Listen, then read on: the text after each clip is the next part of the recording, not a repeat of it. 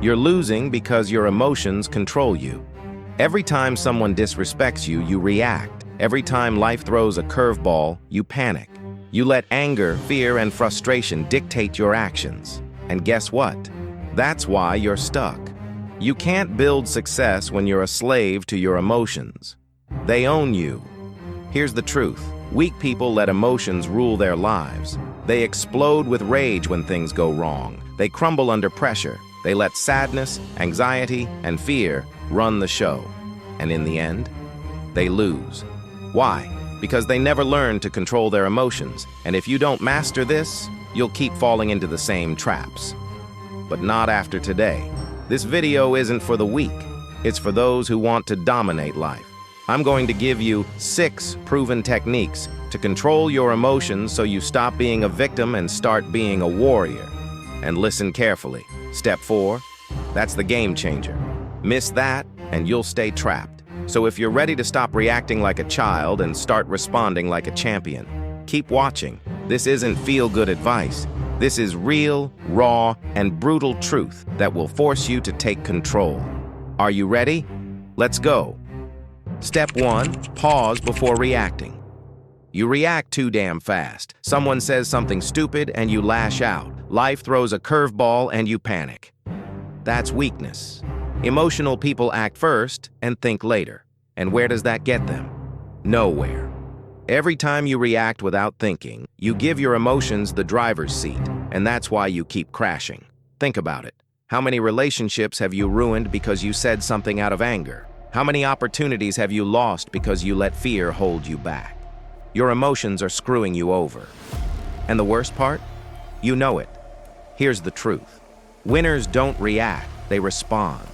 They pause, they breathe, they take control of their minds before their emotions take control of them. That 5-second pause can save your career, your relationships, and your future. Take a real-life example. Ever seen a Navy SEAL in action? They don't panic when bullets are flying. They pause, assess, and then act with precision. That's control. But what do you do when life hits you? You react like a fool and then wonder why nothing's going your way. The next time anger flares up, shut your mouth for 5 seconds. Let the emotion pass. When anxiety hits, breathe deep, slow down, regain control. Ask yourself, is this reaction helping me or hurting me? Pause, control, dominate, or keep being a slave to your emotions. Your choice. Step 2, control your breathing. You lose control the moment your breathing goes to hell. Stress hits and your heart races. Anger flares and your chest tightens. Panic creeps in and suddenly you're spiraling. And guess what? That's where most people lose. They let their emotions take over because they can't control something as basic as their breath. Look, when chaos hits, your body goes into survival mode. Fight, flight, or freeze. Your brain floods with adrenaline, your breathing gets shallow, and if you don't get a grip on it, you lose control fast. That's why people snap under pressure. That's why they choke when it matters. Because they let their breathing control them, not the other way around. Ever seen a fighter in the ring? They don't panic when they get hit. They breathe. Deep, controlled, calculated. That's what keeps them in the fight. But you? One bad comment, one unexpected problem, and you're gasping for air like you're drowning. Pathetic. Here's the truth. Control your breath, control your mind. It's that simple. When life hits hard, slow your breathing down. Inhale deep through your nose, hold it, and exhale slow. That's power. That's how you stop the emotional chaos before it destroys you. When you feel anger rising, breathe in for 4 seconds, hold for 4, exhale for 4.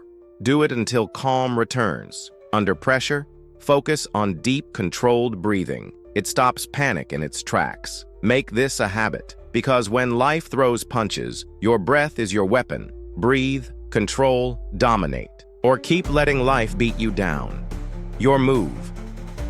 Step 3, reframe the situation. Life isn't screwing you over. You're screwing yourself over. Every time something goes wrong, you play the victim. You tell yourself, why me? That's loser talk. Winners don't cry about the situation. They reframe it. They don't see problems. They see opportunities. When life hits you, you have two choices: break down or break through. Most people, they fold. One failure, one setback, and they're done. Weak.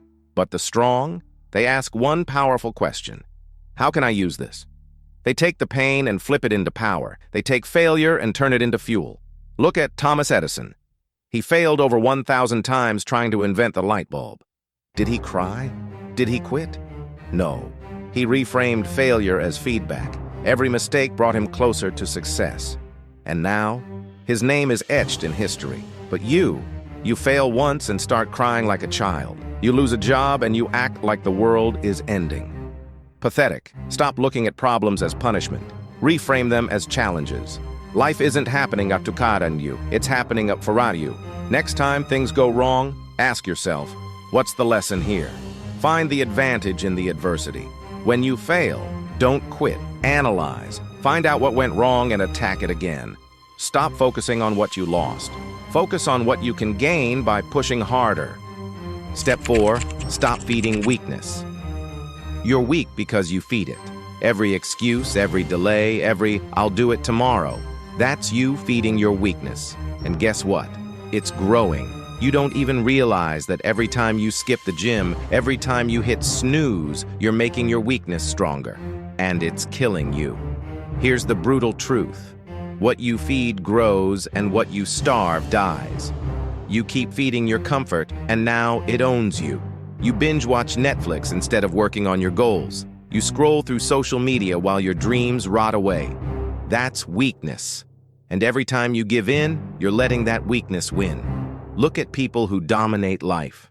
David Goggins, he doesn't feed weakness. He feeds pain. He feeds discipline. That's why he's a machine. But you feed your weakness with laziness and excuses and wonder why nothing changes. Pathetic. You can't kill weakness if you keep feeding it. It's like a stray dog. If you keep giving it food, it keeps coming back. Starve that weakness. Stop giving in. Stop giving yourself options. Stop looking for comfort. Kill that part of you that wants to quit. The next time you're tempted to quit, do the exact opposite. Push harder. Stay longer. Fight through. Eliminate comfort. Make discomfort your new normal. Track your weakness. Write down every time you give in, then destroy that pattern. Step 5. Build mental toughness daily. Mental toughness isn't built in a day. It's built daily, through pain, discomfort, and doing what you don't feel like doing. But most of you skip the hard stuff. You want toughness, but you avoid the struggle. That's why you're weak. Mental toughness isn't gifted, it's earned. And the price? Discipline, consistency, suffering. You think mental toughness happens by accident? Wrong. It happens when you choose discipline over comfort, when you wake up early while everyone else sleeps, when you hit the gym even when your body screams, no. That's where toughness is built. But you look for shortcuts. You quit when it hurts. Weakness wins because you let it. Mental toughness is built by doing the hard things daily. Not sometimes, every damn day. You don't wait for motivation. You create it through action. Do one thing daily that sucks. Push yourself beyond comfort. Set non-negotiables. Things you do no matter what. Workouts, reading, discipline. When you feel like quitting, push 10 times harder. Build resilience through consistent pain. Grind, suffer, dominate, or stay soft and watch others pass you by. Your call. Step 6. Focus on what you can control.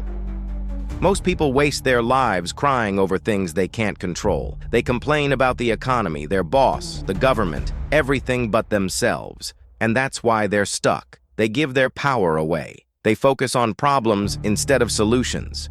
Weak. You can't control life, but you can control how you respond. You can't control the weather, but you can control if you get out there and grind. You can't control how others treat you, but you can control how you react. Winners? They don't waste energy on things they can't change. They lock in on what they can control and dominate it. Stop wasting energy on things you can't change. Focus on your mindset, your discipline, and your actions. Control those, and you control your life. Write down what's in your control. Focus only on those things. Cut out complaining. Every time you whine, replace it with action. When things go wrong, ask, what can I do right now to fix this? 2. You've got the tools now. 6. Proven techniques to control your emotions and take charge of your life. But knowledge means nothing without action. Don't just watch this and go back to being the same weak version of yourself. Apply this, master this, dominate this. And if you're serious about transforming your life, hit that subscribe button right now.